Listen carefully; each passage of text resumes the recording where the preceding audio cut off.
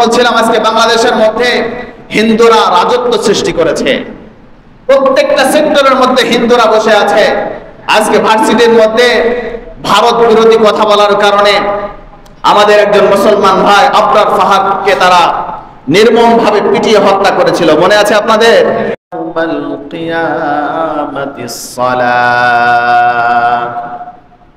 أو كما قال عليه الصلاة والسلام محبت الشتى درود شريف পড়ি اللهم صل على سيدنا ومولانا محمد وعلى آله وأصحابه وبارك وسلم اللهم صل على روح محمد في الأرواح وصل على جسد محمد في الأجساد وصل على قبر محمد في القبور اللهم صل على محمد وعلى آل محمد كما صليت على إبراهيم وعلى آل إبراهيم إنك حميد مجيد اللهم بارك على محمد وعلى آل محمد كما باركت على إبراهيم وعلى آل إبراهيم إنك حميد مجيد يا رب صل وسلم دائما أبدا على حبيبك خير الخلق كلهم بلغ العلا بكماله كشف الدجى بجماله حسنت جميع خصاله صلوا عليه وآله اور نبیوں میں رحمت لقب پانے والا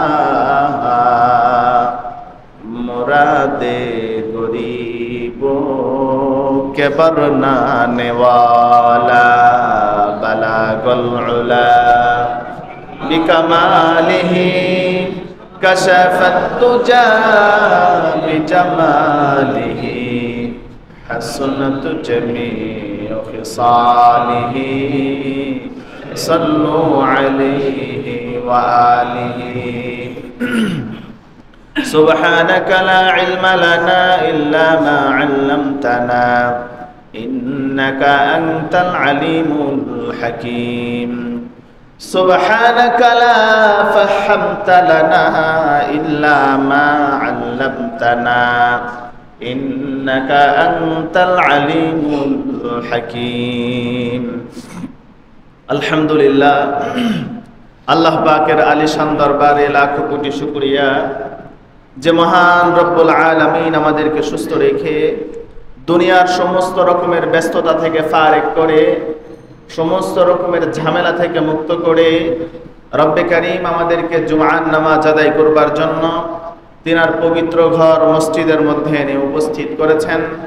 সাথে সাথে এই সংক্ষিপ্ত সময়ে কোরআন এবং হাদিস থেকে কিছু আলোচনা করা এবং শ্রবণ করার জন্য সুযোগ করে দিয়েছেন।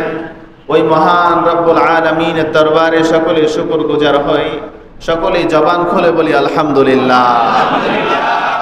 আমিও আপনাদের সামনে মহাগ্রন্থ, শ্রেষ্ঠ গ্রন্থ কোরআনুল কারীমের একটি আয়াতে কারিমা তেলাওয়াত করেছি। রাসূল আকরাম সাল্লাল্লাহু আলাইহি ওয়াসাল্লামের আহাদিস মুবারক থেকে সংক্ষিপ্ত ছোট্ট দুটি হাদিস আপনাদের সামনে তাকরীর করেছি। আল্লাহ সুবহানাহু ওয়া তাআলা যদি তৌফিক দান করেন, তিনার দয়া যদি শামিলে হাল হয়, পুরোটা সময় জুড়ে কোরআন এবং হাদিস থেকে আলোচনা করার জন্য চেষ্টা করব। আল্লাহ তাআলা আমাদের সবাইকে আমলের নিয়তে শ্রবণ করার তৌফিক দান করুক বলি আমিন। মুহতারাম হাজিরিন, গত সপ্তাহে আমি আপনাদের সামনে আলোচনা করেছিলাম নামাজের গুরুত্ব সম্পর্কে। একজন নামাজি ব্যক্তি কখনো বেনামাজি ব্যক্তির সাথে চলতে পারে না। মুহতারাম হাজিরিন, আমরা যখন কোনো বিল্ডিং করি, বিল্ডিং করার আগে আমাদের বিল্ডিং এর পাইলিং গুলো ঠিক করে নেই, ফাউন্ডেশন গুলো ঠিক করে নেই, ঠিক না? একটা বিল্ডিং সুদৃঢ়ভাবে শক্তভাবে দাঁড়িয়ে থাকতে পারে না তার ফাউন্ডেশন ঠিক করে না করার আগে। ফাউন্ডেশন মজবুত না হইলে ওই বিল্ডিং সুদৃঢ়ভাবে দাঁড়িয়ে থাকতে পারে না। ঠিক তদ্রূপভাবে একজন ইমানদার তার ইমানের উপরে যথার্থভাবে দাঁড়িয়ে থাকতে পারে না তার ইমানের ফাউন্ডেশন মজবুত হওয়া ছাড়া। বিল্ডিং এর যেরকম ফাউন্ডেশন রয়েছে, প্রত্যেকটা কাজের যেরকম ফাউন্ডেশন রয়েছে, ঠিক তদ্রূপভাবে ইমানেরও একটা ফাউন্ডেশন রয়েছে, ইসলামেরও একটা ফাউন্ডেশন রয়েছে, দ্বীনের একটা ফাউন্ডেশন রয়েছে। নবীজি সাল্লাল্লাহু আলাইহি ওয়াসাল্লাম বলেন, যার ফাউন্ডেশন মজবুত হবে না সে ইমানের উপরে থাকা চলা তার জন্য বড় দুষ্কার হয়ে যাবে। কথা বলেন ঠিক কিনা? ইমানের ফাউন্ডেশন কি? আল্লাহর রাসূল সাল্লাল্লাহু আলাইহি ওয়াসাল্লাম হাদিসের মধ্যে বলেন, বুনিয়াল ইসলামু আলা খামসিন, ইসলামের ফাউন্ডেশন, ইসলামের বুনিয়াদ 5টি স্তম্ভের উপরে। 1 নম্বর শাহাদাতি আল্লাহ ইলাহা ইল্লাল্লাহ ওয়া আন্না মুহাম্মাদান আবদুহু ওয়া রাসূলুহু। 1 নম্বর ফাউন্ডেশন হচ্ছে আল্লাহ তাআলা ছাড়া আর কোনো মাবুদ নেই, আল্লাহ ছাড়া কোনো রব নেই। আল্লাহ আমাদেরকে সৃষ্টি করেছেন, পৃথিবীতে আমরা ছিলাম না, এখন আছি, এমন একটা সময় আসবে আমরা কেউ থাকবো না। কথা বলেন ঠিক কিনা? তাহলে বোঝা গেল 1 নম্বর ফাউন্ডেশন আল্লাহর উপরে পরিপূর্ণ ঈমান আনা, পরিপূর্ণ বিশ্বাস স্থাপন করা। আল্লাহ তাআলার হুকুম ছাড়া গাছের একটা পাতা পর্যন্ত নড়তে পারে না। কথা বলেন ঠিক কিনা? যা কিছু হয় আল্লাহ তাআলার পক্ষ থেকেই হয়। যখন যা কিছু সংগঠিত হয় সবকিছু মালিকের হুকুমেই হয়। আল্লাহ তাআলার হুকুম ছাড়া কোনো কিছুই হতে পারে না।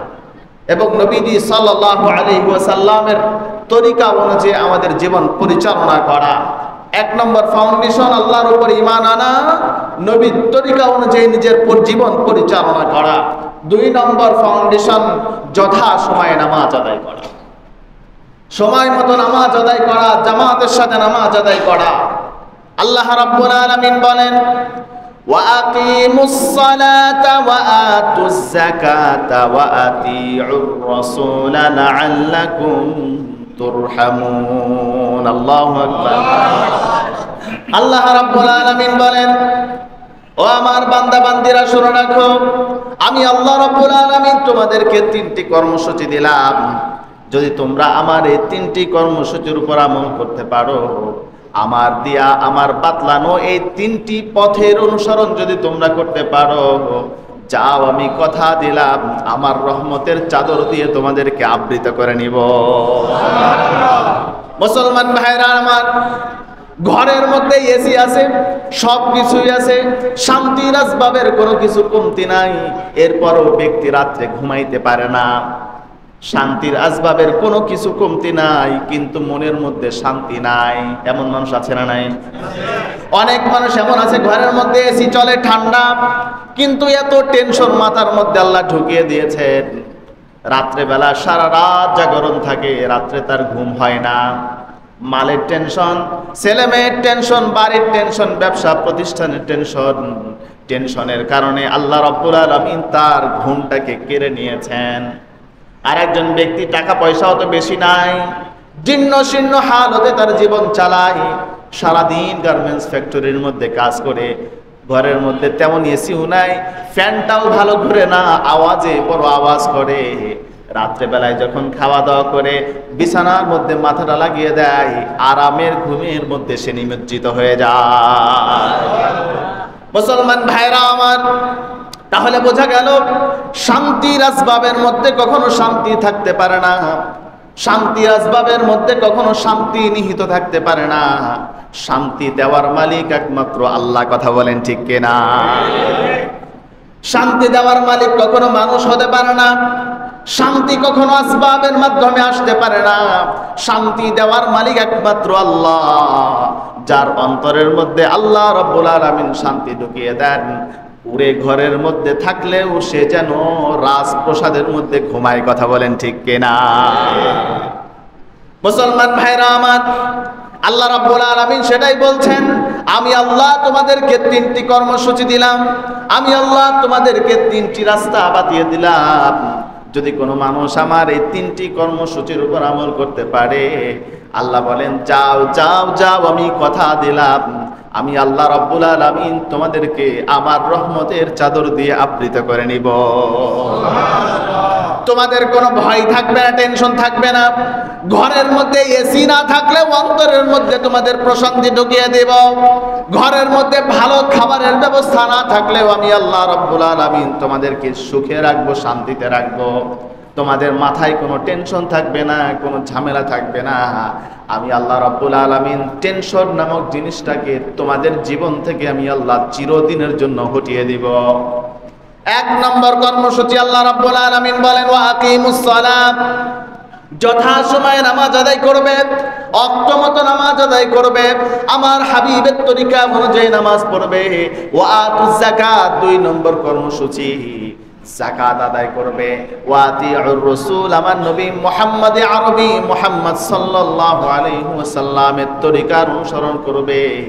আল্লাহ বলেন লাআল্লাকুম তুরহামুন, যাও আমি কথা দিলাম তোমাদের কোনো অশান্তি থাকবে না, আমার রহমতের চাদর দিয়ে আমি আল্লাহ তোমাদেরকে আবৃত করে নিব। আল্লাহ রাব্বুল আলামিন আরো বলেন শুধু নামাজ পড়লে হবে না, ওয়া আকিমুস সালাতা ওয়া আতুজ যাকাতা ওয়ারকাউ মা'আর রাকিঈন। আল্লাহু আকবার। আল্লাহ রাব্বুল আলামিনের সুস্পষ্ট ঘোষণা ওয়া আকিমুস সালাত ওয়া আতুজ যাকাত ওয়া আতিউর রাসূল ওয়ারকাউ মা'আর রাকিঈন। আল্লাহ রাব্বুল আলামিন বলেন তোমরা নামাজ পড়ো, যথা সময়ে নামাজ আদায় করো, নামাজকে তোমরা কায়েম করো। ওয়া আতুজ যাকাত, যাকাত আদায় করে দাও। ওয়ারকাউ মা'আর রাকিঈন, এবং যারা রুকু করে, যারা অবনত হয়, তাদের সাথে তোমরা অবনত হয়ে যাও। এই আয়াতের ব্যাখ্যায় মুফাসসিরিন ইকরাম লিখেন ওয়ারকাউ মা'আর রাকিঈন, যারা অবনত হয় তাদের সাথে অবনত হও। এর মানে হলো যারা নামাজি, যারা নামাজ পড়ে তাদের সাথে তোমরা উঠা বসা করো। একজন নামাজি ব্যক্তি কখনো বেনামাজিদের সাথে উঠা বসা করতে পারে না। এই আয়াতের ব্যাখ্যায় আল্লাহ বুঝাইলেন হে ঈমানদার, খবরদার তুমি বেনামাজির সাথে চলতে পারবে না, বেনামাজির হাতের খাবার খেতে পারবে না। কারণ তুমি যখন বেনামাজির হাতের খাবার তোমার দেহের মধ্যে ঢুকে যায়, ঈমানের স্বাদ, আমলের স্বাদ, ইবাদতের স্বাদ তোমার অন্তরের মধ্য থেকে দূরীভূত হয়ে যায়, দূরে সরে যায়। নামাজ পড়লে আর ভালো লাগে না, কোরআন তেলাওয়াত করতে মন চায় না, জিকির আজকার করতে মন চায় না। এই জন্য যারা বেনামাজি তাদের হাতের খাবারকে বর্জন করা, যারা নামাজ পড়ে তাদের হাতের খাবার খাওয়া, যারা নামাজ পড়ে না তাদের হাতের খাবার খাওয়া যাবে না। কারণ বেনামাজিদের হাতের খাবার খাইলে ইবাদতের স্বাদ, লজ্জত তার অন্তর থেকে দূরে সরে যায়। মুসলমান ভাইরা আমার, আল্লাহ রাব্বুল আলামিন বুঝাইলেন ঈমানদার ব্যক্তি কখনো বেনামাজির সাথে চলতে পারে না। ঈমানদার ব্যক্তি কখনো যারা দ্বীন মানে না তাদের সাথে চলতে পারে না। ঈমানদার ব্যক্তি মিশবে আরেকজন ঈমানদারের সাথে, নামাজি ব্যক্তি মিশবে নামাজি ব্যক্তির সাথে, বদলোকের সাথে কখনো ঈমানদার মিশতে পারে না। তাহলে এই আয়াত থেকে আমরা বুঝতে পারলাম একজন ঈমানদার ব্যক্তি তার বন্ধু হবে আরেকজন ঈমানদার। কথা বলেন ঠিক কিনা? একজন নামাজি ব্যক্তি তার বন্ধু হবে আরেকজন নামাজি ব্যক্তি। বেনামাজির সাথে কখনো বন্ধুত্ব কোনো নামাজি ব্যক্তি করতে পারে না। বড় দুঃখের বিষয়, আজকে আমাদের অধিকাংশ মানুষের বন্ধু হচ্ছে হিন্দু, ঠিক না? গত সপ্তাহে আমি এই বিষয়ে আলোচনা করেছিলাম। বাংলাদেশের প্রত্যেকটা সেক্টরের মধ্যে রয়ের সদস্যরা বসে আছে। আমি যখন হিন্দুদের নিয়ে আলোচনা করলাম, উপর থেকে আমার উপর ছেড় দেওয়া হয়েছে।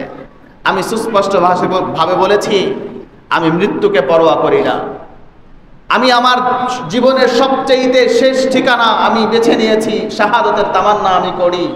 আমি কখনো মৃত্যুর ভয় করে চলি না, চাকরির পরোয়া করে চলি না, মৃত্যুর ভয় করেও চলি না। যা হবার হবে, হক কথা বলা আমি ছাড়তে পারবো না। এটা আমার নীতি। যা হবার হবে হোক না কেন, হক কথা আমি কখনো ছাড়তে পারবো না। এই মসজিদ থেকে যদি বিকালে চলে যেতে হয় তা আমি হক কথা ছাড়তে পারবো না। জেলখানায় যদি আমাকে আবদ্ধ হতে হয় এরপরেও হক কথা আমি ছাড়বো না। আমার জীবনের শেষ ঠিকানা, আমার সবচেয়ে বড় তামান্না হচ্ছে শাহাদাতের তামান্না। ইসলামের জন্য, কোরআনের জন্য, দ্বীনের জন্য আমি শহীদ হতে চাই। এটাই হচ্ছে একজন ইমানদার, একজন মুমিনের সবচেয়ে বড় চাওয়া হতে হবে, তবেই আপনি প্রকৃত ইমানদার। আল্লাহ রাসূল সাল্লাল্লাহু আলাইহি ওয়াসাল্লাম বলেছেন, যেই মুমিনের অন্তরের মধ্যে শাহাদাতের তামান্না নেই, যার অন্তরের মধ্যে শহীদ হওয়ার তামান্না নেই, আশা নেই, যেই ব্যক্তি জিহাদে যেতে চায় না, যাওয়ার আগ্রহ রাখে না, সে মুমিন হতে পারে না, সে মুনাফিক। কথা বলেন ঠিক কিনা? আমার কথা নয়, বুখারীর হাদিসের মধ্যে এসেছে, আল্লাহর পয়গম্বর বলেন, যেই ব্যক্তির অন্তরের মধ্যে শাহাদাতের তামান্না নেই, শহীদ হওয়ার আশা রাখে না, ইসলামের জন্য জিহাদ করার তামান্না তার অন্তরের মধ্যে থাকে না, সে কখনো প্রকৃত ইমানদার হতে পারে না, সে মুনাফিক। কথা বলেন ঠিক কিনা? মুহতারাম হাজিরিন, কাজেই আমার জীবনের সবচেয়ে বড় আশা হচ্ছে শহীদ হওয়া। ইসলামের জন্য, কোরআনের জন্য শহীদ হতে চাই, কারণ চামচামি আমি করতে পারবো না। মুহতারাম হাজিরিন, যাই হোক, বলছিলাম আজকে বাংলাদেশের মধ্যে হিন্দুরা রাজত্ব সৃষ্টি করেছে।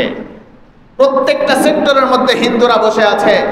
আজকে ভার্সিটির মধ্যে ভারত বিরোধী কথা বলার কারণে আমাদের একজন মুসলমান ভাই আবরার ফাহাদকে তারা নির্মমভাবে পিটিয়ে হত্যা করেছিল, মনে আছে আপনাদের? কি অপরাধ! ভারতের বিরুদ্ধে কথা বলার কারণে তাকে পিটিয়ে হত্যা করা হয়েছে। আজকে মধুখালীর মধ্যে মন্দিরে আগুন দেওয়ার অপরাধে, সে তো দেয় নাই, এমনি গুজব ছড়েছে সমাজের মধ্যে, এই অপরাধে তারা পিটিয়ে হত্যা করেছে। বুঝলাম হত্যা করেছে, ধরে নিলাম কিছু সময়ের জন্য। বাংলাদেশে কি আদালত নেই? বিচার কেন তোমরা হাতে তুলে নিলা? প্রমাণিত হয়েছে তারা নিষ্পাপ ছিল, তারা মন্দিরের মধ্যে আগুন লাগাই নাই, এরপরেও তারা পিটিয়ে আমাদের মুসলিম ভাইদেরকে শহীদ করেছে, হত্যা করেছে। আজকে হিন্দু সম্প্রদায় মুসলমানদের মধ্যে দাঙ্গা লাগাইতে চায়। ফরিদপুরের মধ্যে একজন হিন্দু 10টা মন্দিরের মধ্যে ঢুকে মূর্তিগুলোকে ভেঙেছে, পরে বাংলাদেশ পুলিশ তাকে অ্যারেস্ট করেছে, সে স্বীকার করেছে। কি জন্য এগুলো করা হচ্ছে? এগুলো তারা করে আমাদের বদনাম করছে। ইসলাম কখনো দাঙ্গা লাগায় না, এই বেঈমানের বাচ্চারাই দাঙ্গা লাগায়। কথা বলেন ঠিক? মুহতারাম হাজিরিন, এখানেই শেষ নয়, এখানেই শেষ নয়।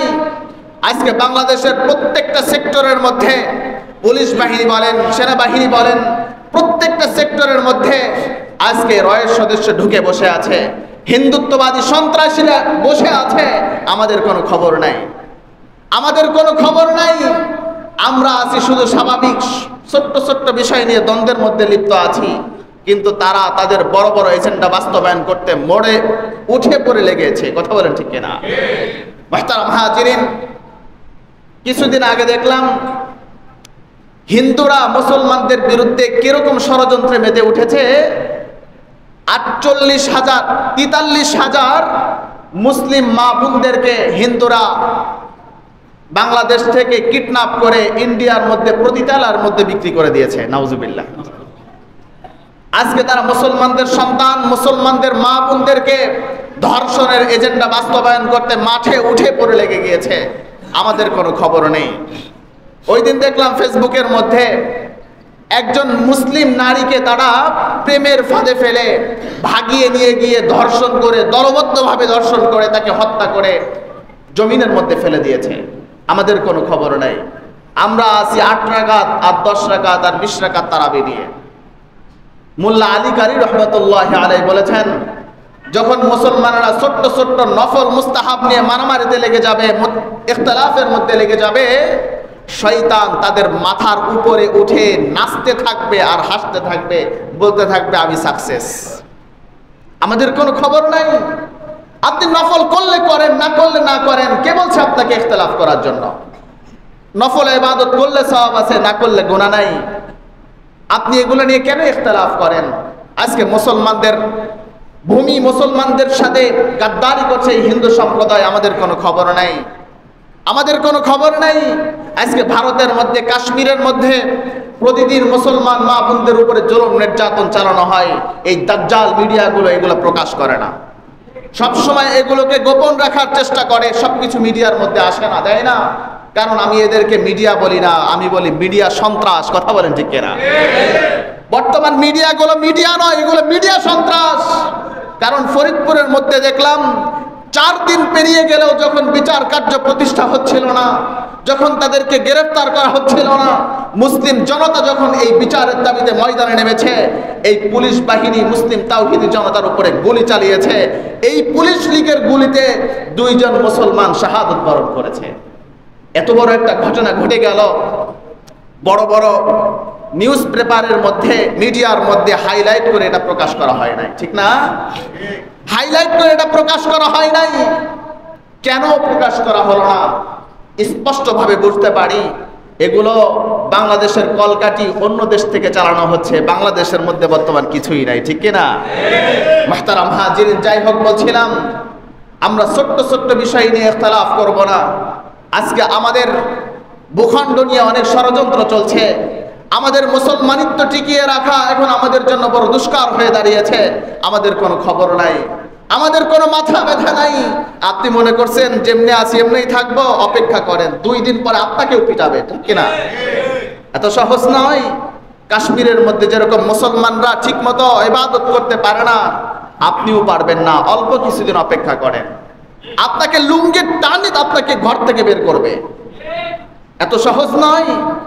আপনি ভাবছেন কি আজকে যেরকম এসি ঘরের মধ্যে ঘুমাচ্ছেন, আরামে ঘুমাচ্ছেন, ঘরের মধ্যে ঢুকে বসে আছেন, এটা বেশি দিন থাকবে না। অল্প কিছুদিন পরে আপনার লুঙ্গি টান দিয়ে আপনার লুঙ্গি খুলে ফেলবে।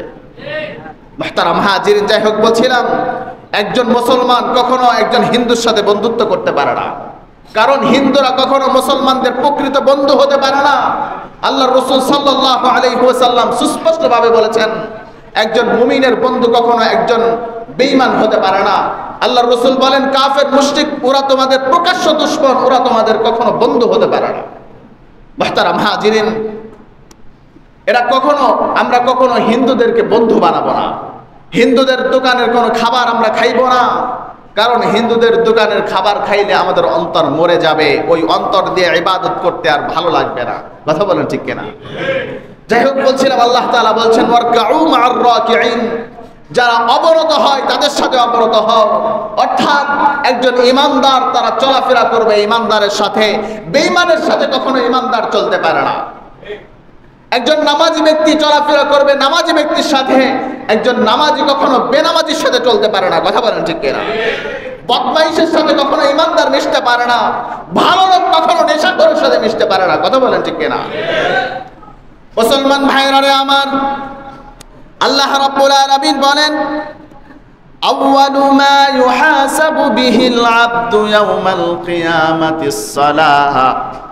ও আমার উম্মতেরা শুনে রাখো, নামাজ এত গুরুত্বপূর্ণ একটা ইবাদত, নামাজ এত জরুরি একটা ইবাদত, কিয়ামতের ময়দানে সবচেয়ে সবার প্রথম যেই হিসাবটা নেওয়া হবে সেটা হলো নামাজের হিসাব।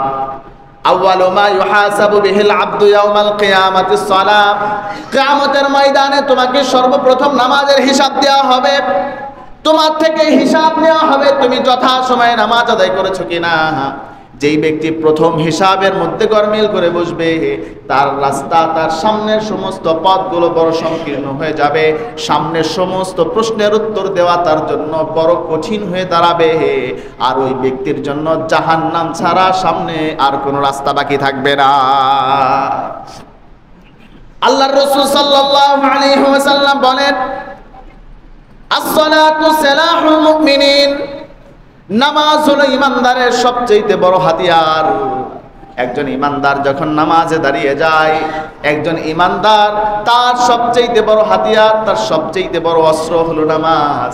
এই জন্য সাহাবা একরাম, অল্প কিছু সংখ্যক সাহাবা কাফের মুশরিকদের সাথে যুদ্ধ করে তারা বিজয় অর্জন করেছেন। তাদের কোনো ভয় থাকে নাই, কোনো চিন্তা থাকে নাই। সাহাবীর ঘরে খাবার নেই, রাসূলুল্লাহ সাল্লাল্লাহু আলাইহি ওয়াসাল্লামের দরবারে গিয়ে হাজির, ইয়া রাসূলুল্লাহ ঘরে কোনো খাবার নেই, কিভাবে আমি খাবার পেতে পারি, আমাকে কিছু সাহায্য করেন। পয়গম্বর বলেন ও আমার সাহাবী, আল্লাহর রাসূল সাল্লাল্লাহু আলাইহি ওয়াসাল্লাম সাহাবীকে ডেকে বলেন আল্লাহ তাআলা এই প্রশ্নের জবাব তোমাকে জানিয়ে দিয়েছেন। আল্লাহ তাআলা বলেছেন তুমি নামাজ এবং ধৈর্যের মাধ্যমে আল্লাহ তাআলার কাছে যদি সাহায্য প্রার্থনা করতে পারো, আল্লাহ রাব্বুল আলামিন অবশ্যই তোমার ঘরের মধ্যে খাবারের ব্যবস্থা করে দিবেন। সাহাবী যখন নামাজে দাঁড়িয়েছেন, আল্লাহ তাআলা সাথে সাথে খাবারের ব্যবস্থা করে দিয়েছেন। তাহলে বোঝা গেল ইমানদারের সবচেয়ে বড় হাতিয়ার হলো নামাজ।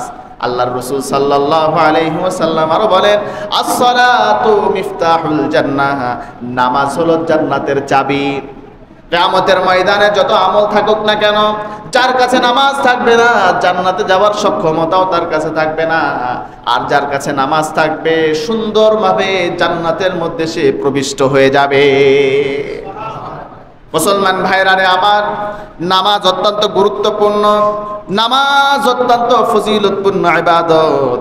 আল্লাহ রাব্বুল আলামিন বলেন, নামাজ কিভাবে আমরা আদায় করব আল্লাহ তাআলা জানিয়ে দিচ্ছেন, قد أفلح المؤمنون الذين هم في صلاتهم خاشعون الله أكبر আল্লাহ রাব্বুল আলামিন বলেন, قد أفلح المؤمنون الذين هم في صلاتهم خاشعون, আমার ওই সমস্ত বান্দা বান্দিরাই যথার্থ কামিয়াব হয়েছে, সফলতা অর্জন করতে পেরেছে, যারা তাদের নামাজকে খুশু খুজুর সাথে একাগ্রতার সাথে নামাজ আদায় করেছে। একমাত্র তারাই হলো কামিয়াব, একমাত্র তারাই হলো সফল কাম। অথচ আজকে আমরা নামাজ পড়ি, আমাদের নামাজের মধ্যে মনোযোগী থাকে না। নামাজ পড়ি মসজিদের মধ্যে, মন থাকে বাড়িতে। নামাজ পড়ি মসজিদের মধ্যে, মন থাকে ব্যবসা প্রতিষ্ঠানের মধ্যে। অথচ সাহাবা একরাম এমন ভাবে নামাজ আদায় করতেন, মরুভূমির মধ্যে যখন সাহাবীরা দাঁড়িয়ে যেতেন, নামাজের মধ্যে যখন দাঁড়িয়ে যেতেন, পাখিরা এসে মাথার মধ্যে বসে যেত, মনে করতে যেন একটা গাছ দাঁড়িয়ে আছে, কোনো নড়াচড়া করে না। মুসলমান ভাইরা আমার, লম্বা ঘটনা, সাহাবীরা নামাজের মাধ্যমে সমস্ত কিছুর ফয়সালা করে নিয়েছেন আল্লাহ রাব্বুল আলামিন থেকে। অথচ আমরা আজকে নামাজের মাধ্যমে কোনো কিছুই অর্জন করতে পারি না। এর একমাত্র কারণ, আমরা যেভাবে নামাজ আদায় করা দরকার ছিল সেভাবে নামাজ আদায় করা আমাদের দ্বারা সম্ভব হয় না। মুসলমান ভাইরা আমার, কিভাবে নামাজ আদায় করব? আল্লাহ রাব্বুল আলামিনের হাবিব বলেন, ইন তা'বুদাল্লাহা কাআন্নাকা তারাহু ফাইন লাম তাকুন তারাহু ফাইন্নাহু ইয়ারাকা। আল্লাহর রাসূল বলেন, তোমরা এমন ভাবে নামাজ আদায় করো যেন তুমি আল্লাহ রাব্বুল আলামিনকে সরাসরি দেখতে পাচ্ছ। এমন ভাবে নামাজ আদায় করো যেন আল্লাহ রাব্বুল আলামিনকে তুমি দেখতে পাচ্ছ। যদি এটা তোমার দ্বারা সম্ভব না হয়, তাহলে তোমরা এটা অন্তরের মধ্যে বুঝে নাও, আল্লাহ রাব্বুল আলামিন আমাকে দেখছেন, আল্লাহ রাব্বুল আলামিন আমার সামনে দাঁড়িয়ে আছেন। আহারে, আমরা যখন কোনো নেতার সামনে দাঁড়াই, আমরা যখন কোনো বুদ্ধিজীবীর সামনে দাঁড়াই, আমাদের চোখের পলক নড়ে না, ভয়ে কাঁপতে থাকি, কত রকমের কত চেষ্টা আমরা করি নেতার সাথে যাতে আমাদের বেয়াদবি না হয়ে যায়। অথচ নেতার নেতা, রাজার রাজা, বাদশার বাদশাহ সামনে আমরা দাঁড়িয়ে আছি, আল্লাহ আমাদের সামনে দাঁড়িয়ে আছেন। অথচ আমরা নামাজ পড়ি, নামাজের মধ্যে আমাদের কোনো মনোযোগী থাকে না। মুসলমান ভাইরা রে আমার, অথচ নবীজি সাল্লাল্লাহু আলাইহি ওয়াসাল্লামের নামাজ এমন ছিল, আল্লাহর পয়গম্বর এত লম্বা সময় নামাজ আদায় করতেন যেন আল্লাহর পয়গম্বরের পা মুবারক ফুলে যেত। পয়গম্বর সাল্লাল্লাহু আলাইহি ওয়াসাল্লামের পা মুবারক ফুলে যেত। সাহাবীরা এমন ভাবে নামাজ আদায় করতেন যে লম্বা সময় নামাজ আদায় করতেন, 2 রাকাত নামাজের মধ্যে পুরা কোরআন শরীফটা খতম করে ফেলতেন। মুসলমান ভাইরা রে আমার, সাহাবা একরামদের নামাজ কত সুন্দর ছিল, অথচ আমাদের নামাজ আজকে কত খারাপ হয়ে গিয়েছে। এই জন্য নামাজের মাধ্যমে আমরা আল্লাহ তাআলার কাছ থেকে কিছু চেয়ে নিতে পারি না। একদিন হযরতে জিবরিল আমিন আল্লাহর পয়গম্বরের সামনে বসা, আল্লাহর নবী হযরতে জিবরিল আমিনের সামনে বসা, হঠাৎ করে আকাশের মধ্যে একটা বিকট আওয়াজ শোনা যায়। আল্লাহর পয়গম্বর জিবরিল আমিনকে ডেকে বলেন, ওগো জিবরিল, আকাশের মধ্যে এত ভয়ঙ্কর আওয়াজ শোনা গেল, এটা কিসের আওয়াজ আমি জানতে চাই। এত আওয়াজ শোনা গেল, এটা কিসের আওয়াজ আমাকে জানিয়ে দাও। জিবরিল আমিন ডেকে বলেন, ইয়া রাসূলুল্লাহ, ইয়া হাবিবাল্লাহ, হাযা বাবুম মিনাস সামা ফুতিহাল ইয়াউম লাম ইফতাহ কাত্তুন ইল্লাল ইয়াউম। ওগো নবীজি, এটা আসমানের এমন একটা দরজা, যেই দরজাটা আজকে মাত্র খোলা হয়েছে, আজকের পূর্বে এই দরজাটা আর কখনোই খোলা হয় নাই। ওই দরজা দিয়ে একজন ফেরেশতার আগমন ঘটল। ফেরেশতা আল্লাহর পয়গম্বরের সামনে এসে সালাম পেশ করে, আসসালামু আলাইকা ইয়া রাসূলুল্লাহ। আসসালামু আলাইকা ইয়া হাবিবাল্লাহ। জিবরিল আমিন আল্লাহর পয়গম্বরের সাথে পরিচয় করিয়ে দিয়ে বলেন, ইয়া রাসূলুল্লাহ ইয়া হাবিবাল্লাহ হাযা মালাকুন নাযালা ইলাল আরদি লাম ইয়ানজিল কাত্তুন ইল্লাল ইয়াউম। ওগো পয়গম্বর, এই ফেরেশতা আল্লাহ তাআলার এমন একজন ফেরেশতা যিনি আজকে মাত্র জমিনের মধ্যে আগমন করেছেন, আজকের পূর্বে তিনি আর কখনোই দুনিয়ার মধ্যে আগমন করেন নাই। আল্লাহু আকবার। ফেরেশতা আল্লাহর নবীর সাথে কথোপকথন করার পর, সালাম বিনিময়ের পর পয়গম্বর সাল্লাল্লাহু আলাইহি ওয়াসাল্লামকে ডেকে বলেন, আবশির বিনুরাইন ইয়া রাসূলুল্লাহ ইয়া হাবিবাল্লাহ আবশির বিনুরাইন। দুইটি নূরের সুসংবাদ গ্রহণ করুন, যেই দুইটি নূর আল্লাহ রাব্বুল আলামিন শুধুমাত্র আপনাকে দান করেছেন, আপনার পূর্ববর্তী কোন নবী রাসূলকে আল্লাহ রাব্বুল আলামিন দেন নাই। যেই দুইটা নূর আল্লাহ রাব্বুল আলামিন শুধুমাত্র আপনাকে দান করেছেন, আপনার পূর্ববর্তী কোন নবী রাসূলকে আল্লাহ রাব্বুল আলামিন দেন নাই। আপনার কোন ঈমানদার উম্মত যদি এই দুইটা নূরের উপর আমল করতে পারে, আপনার উম্মতেরা তাদের দুনিয়া ও আখিরাত কামিয়াব হয়ে আল্লাহ রাব্বুল আলামিনের জান্নাতের মেহমান হয়ে যায়। একটা নূর হলো সূরাতুল ফাতিহা, দ্বিতীয় নম্বর নূর হলো সূরা বাকারা শেষের 3 আয়াত। আল্লাহর নবী সাহাবী আল্লাহ তাআলার ফেরেশতা নবীকে জানিয়ে দেন, ওগো পয়গম্বর, আল্লাহ রাব্বুল আলামিন আমাকে জানিয়ে দিয়েছেন আপনার উম্মতেরা যদি আমার আল্লাহ রাব্বুল আলামিনের দেওয়া এই দুইটি নূরের উপর আমল করতে পারে, আল্লাহ তাআলা জানিয়ে দিয়েছেন আপনার উম্মতদের দুনিয়া ও আখিরাত কামিয়াব হয়ে আল্লাহ রাব্বুল আলামিনের জান্নাতের মেহমান হয়ে যায়। তাহলে বোঝা গেল সূরা ফাতিহার অনেক মূল্য, অনেক ফজিলত। নামাজের মধ্যে যখন আমরা সূরাতুল ফাতিহা তেলাওয়াত করি, লম্বা সময়ের কথা আল্লাহর পয়গম্বর বলেন আল্লাহ রাব্বুল আলামিন বান্দার প্রত্যেকটা কথার জবাব আসমান থেকে দিতে থাকেন। প্রত্যেকটা কথার জবাব আল্লাহ রাব্বুল আলামিন দেন। অথচ আজকে আমরা নামাজ পড়ি, নামাজের মধ্যে আমাদের কোনোই মনোযোগী থাকে না। আমরা নামাজ পড়ি কিন্তু আমাদের চোখ এদিক সেদিক চলে যায়। অনেক সময় অনেক মুসল্লি আছে নামাজের মধ্যে দাঁড়িয়ে যায় কিন্তু মন থাকে ঘড়ির দিকে। কথা বলেন ঠিক কিনা? নামাজের মধ্যে দাঁড়িয়ে যায় কিন্তু চোখ থাকে ঘড়ির দিকে, এদিক ওদিকে তাকাই।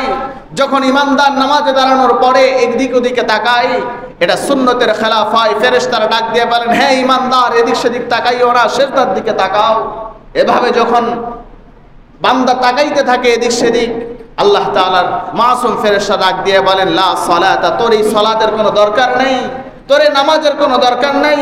বেওকুফ, নামাজের মধ্যে তাকাইবি সিজদার দিকে, কেন এদিকে দিকে তাকাও? এজন্য নামাজের মধ্যে আমরা সুন্নতের পাবন্দি করব তো ইনশাআল্লাহ। আল্লাহ রাব্বুল আলামিন বলেন, ইন্নাস সালাতা তানহা আনিল ফাহশাই ওয়াল মুনকার। আল্লাহ রাব্বুল আলামিন বলেন, নামাজ মানুষকে সমস্ত রকমের ফাহিশা কাজ থেকে দূরে রাখে, মানুষকে সমস্ত রকমের গর্হিত কাজ থেকে দূরে সরিয়ে দেয়। আজকে আমরা যেভাবে নামাজ আদায় করার দরকার ছিল সেভাবে আমরা নামাজ আদায় করতে পারি না। এই জন্য আমাদের নামাজ আমাদেরকে সুদ থেকে হেফাজত করে না, চুরি থেকে আমরা বাঁচতে পারি না। আমাদের নামাজ আমাদেরকে চুরি থেকে বাঁচাইতে পারে না, ঘুষ থেকে বাঁচাইতে পারে না, মিথ্যা কথা থেকে বাঁচাইতে পারে না, অন্যায়মূলক কাজ থেকে বাঁচাইতে পারে না। অথচ আল্লাহ রাব্বুল আলামিন বলেন, ইন্নাস সালাতা তানহা আনিল ফাহশাই ওয়াল মুনকার। নিশ্চয় নামাজ মানুষকে সমস্ত রকমের অন্যায় কাজ থেকে দূরে সরিয়ে দেয়। আল্লাহর নবী সাল্লাল্লাহু আলাইহি ওয়াসাল্লাম বলেন, কিভাবে আমরা নামাজ আদায় করব? আল্লাহর পয়গম্বর বলেন, সল্লু কামা রাআইতুমুনি উসাল্লি। সেভাবে নামাজ আদায় করো যেভাবে আমি নবী মুহাম্মদ আরবি মুহাম্মদ সাল্লাল্লাহু আলাইহি ওয়াসাল্লামকে তোমরা নামাজ আদায় করতে দেখো। অর্থাৎ সুন্নত তরিকায় তোমরা নামাজ আদায় করবে। নামাজের মধ্যে যদি সুন্নত তরিকার অনুসরণ না করা হয়, আল্লাহ রাব্বুল আলামিন সুস্পষ্টভাবে বলেছেন, আমার ইবাদতের মধ্যে যদি, আমার গোলামের মধ্যে যদি তোমরা আমার হাবিবের তরিকার অনুসরণ না করো, কিয়ামতের ময়দানে ওই ইবাদত আমার কাছে কোনোই কাজে আসবে না।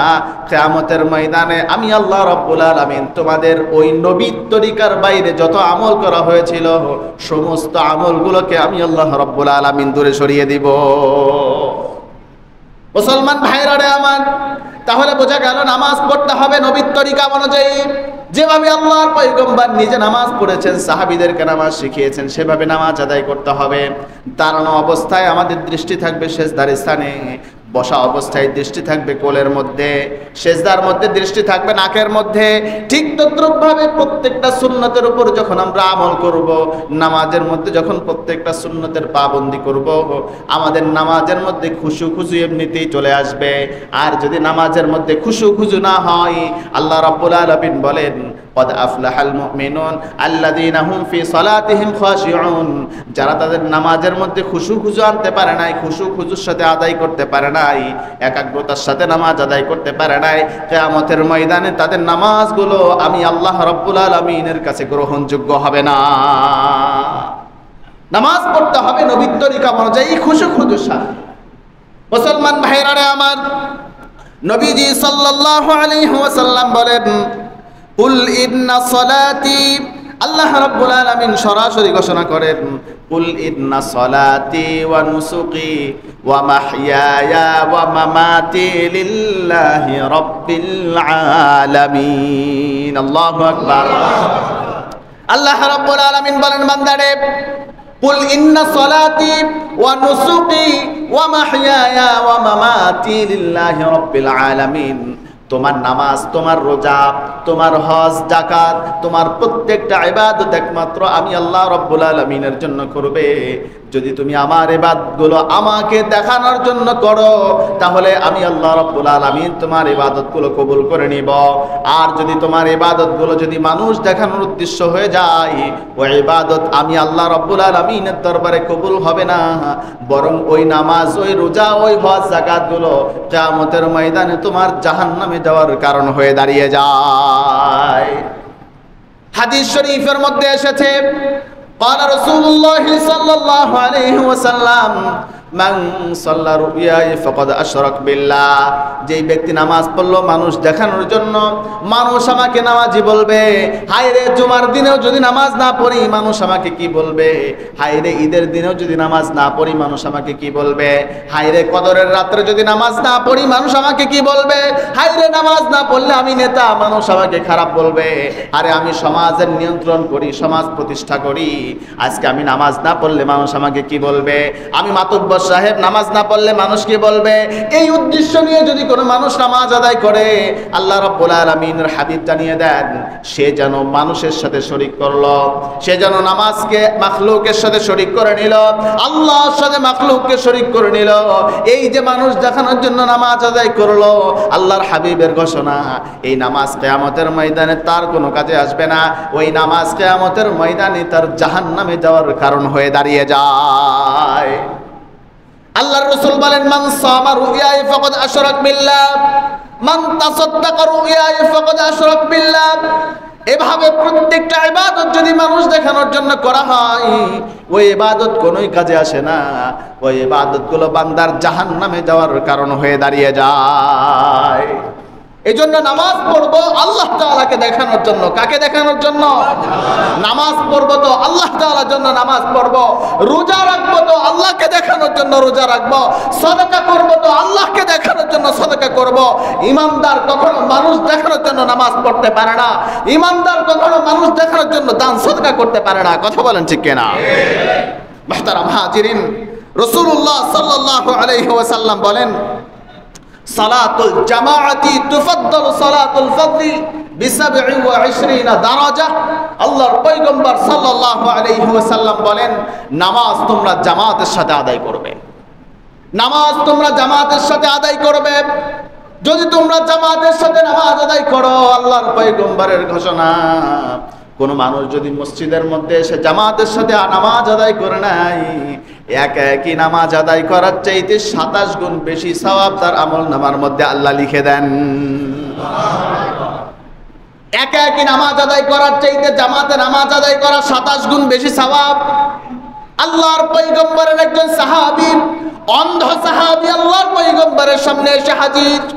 আসসালামু আলাইকা ইয়া রাসূলুল্লাহ, আসসালামু আলাইকা ইয়া হাবিবাল্লাহ।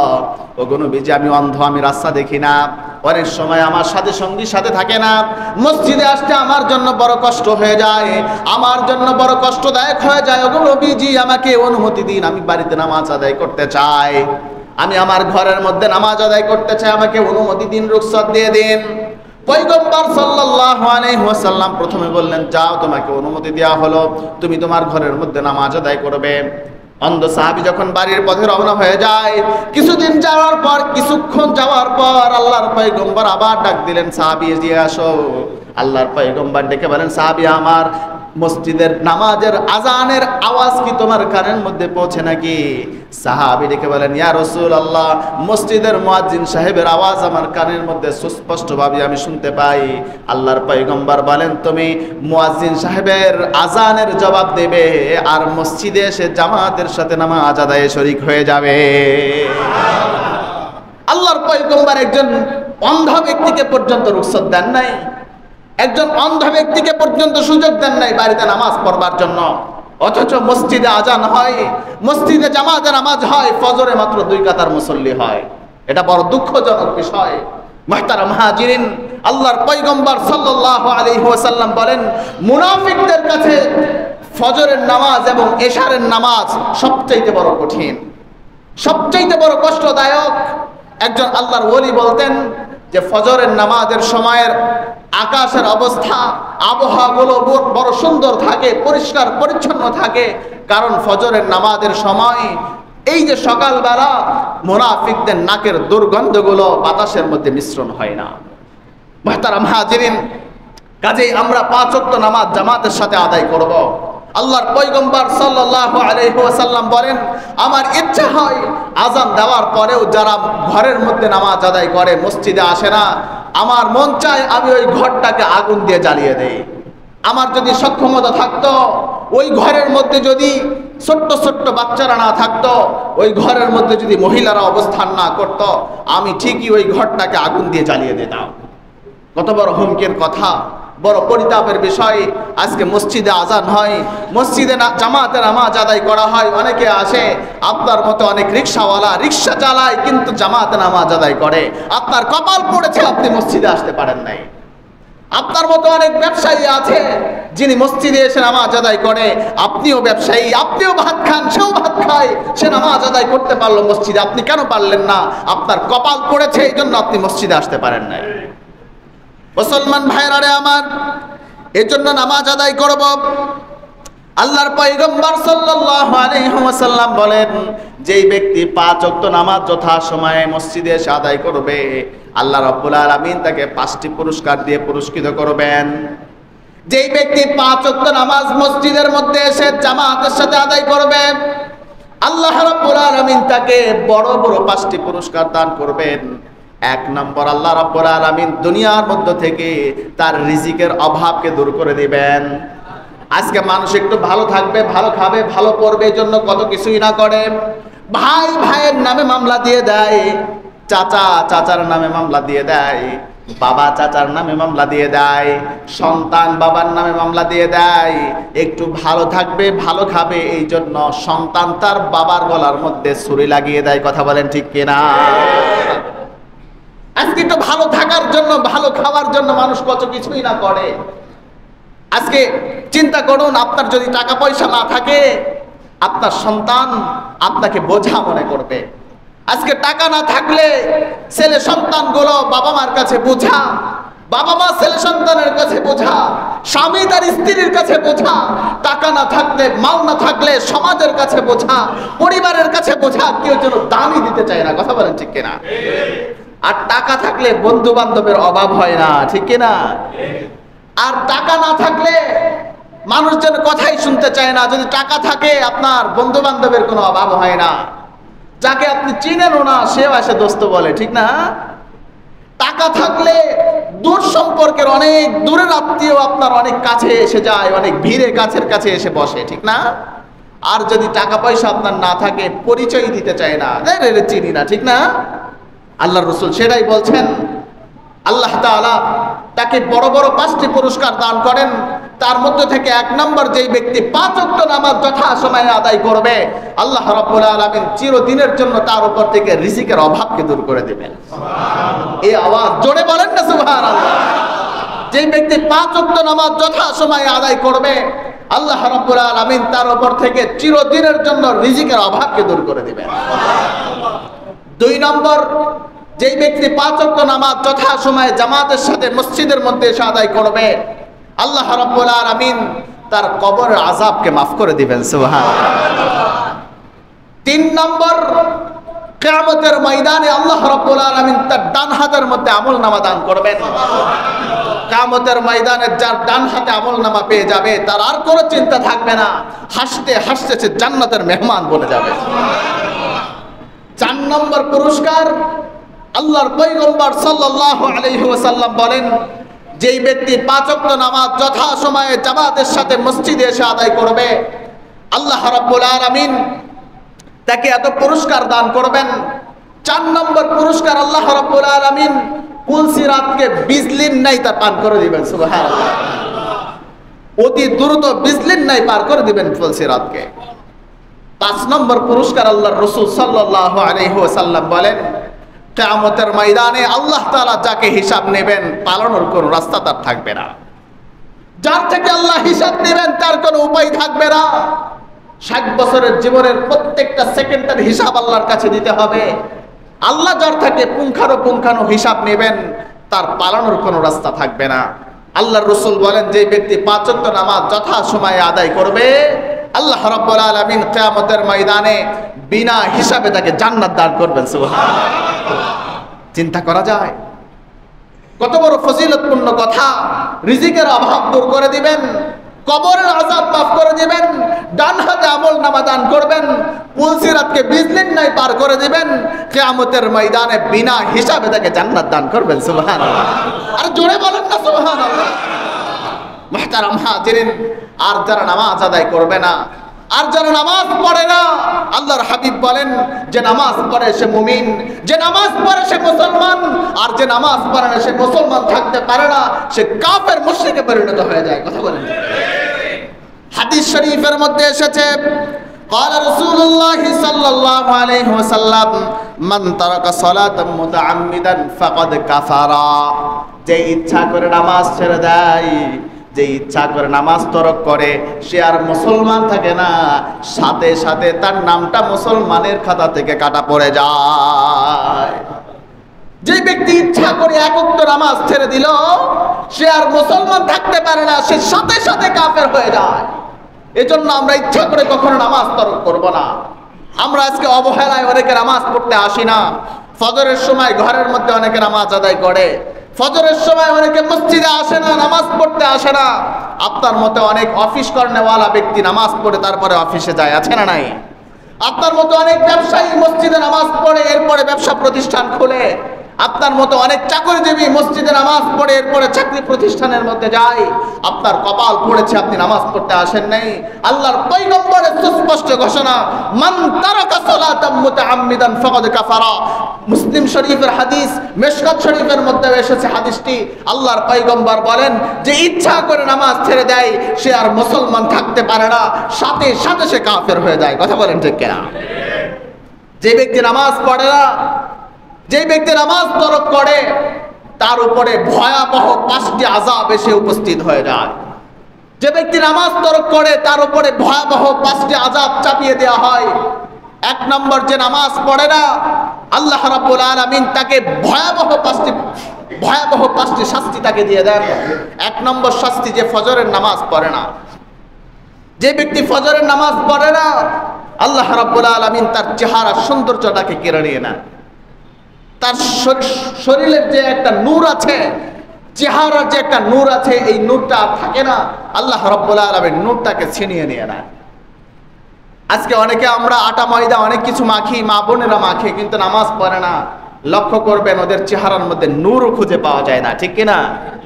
অনেক মা বোনেরা আছেন 5 ওয়াক্ত নামাজ পড়ে, কিন্তু শরীরের মধ্যে অত মেকআপ ইত্যাদি করে না, এরপরেও তাদের চেহারার মধ্যে থেকে একটা নূর বের হয়, ঠিক কিনা?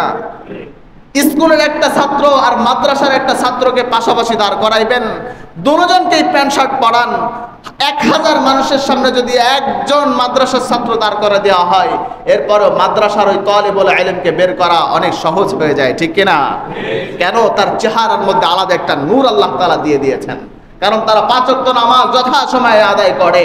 আল্লাহর রাসূল বলেন, যেই ব্যক্তি 5 ওয়াক্ত নামাজ যথাসময়ে আদায় করবে না, আল্লাহ রাব্বুল আলামিন তাদের চেহারার নূরকে কেড়ে নেবেন। লম্বা কথা।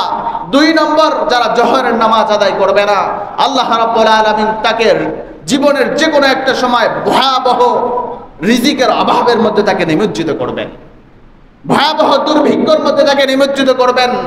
তার জীবনের মধ্যে ভয়াবহ অভাব পরিলক্ষিত হবে, অভাব চলে আসবে। 3 নম্বর, যেই ব্যক্তি আসরের নামাজ আদায় করবে না, তার শরীরের সক্ষমতা, তার শরীরের শক্তিকে আল্লাহ তাআলা কেড়ে নেবেন। বয়স হওয়ার আগেই সে বৃদ্ধ হয়ে যাবে, কথা বলেন ঠিক কিনা? অনেক ভয়াবহ রোগের মধ্যে সে আবদ্ধ হয়ে যাবে।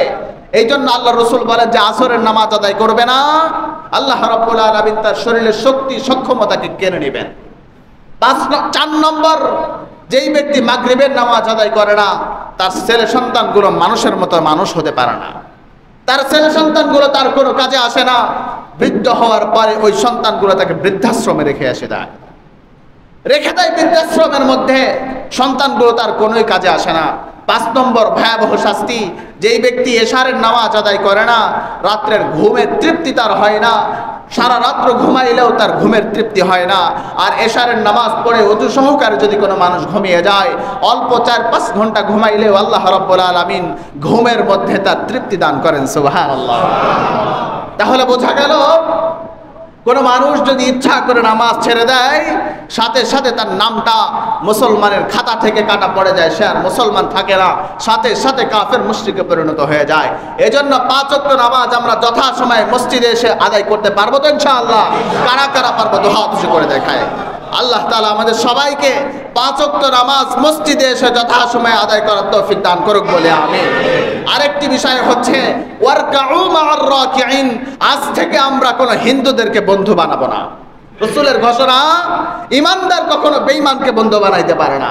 আজ থেকে আমরা প্রতিজ্ঞাবদ্ধ হলাম, আমরা কখনো হিন্দুদেরকে বন্ধু বানাবো না, গাঁজাখোরদেরকে বন্ধু বানাবো না, নেশাখোরদেরকে বন্ধু বানাবো না, কোনো চশমখোরকে আমরা বন্ধু বানাইতে পারবো না। কথা বলেন ঠিক কিনা? আরেকটি বিষয় হলো, যারা হিন্দু আছে এদের দোকানের কোনো খাবারও আমরা খাবো না, বেনামাজিদের হাতের খাবারও আমরা খাবো না। পারবো তো ইনশাআল্লাহ? আল্লাহ তাআলা আমাদের সবাইকে আমল করার তৌফিক দান করুক বলে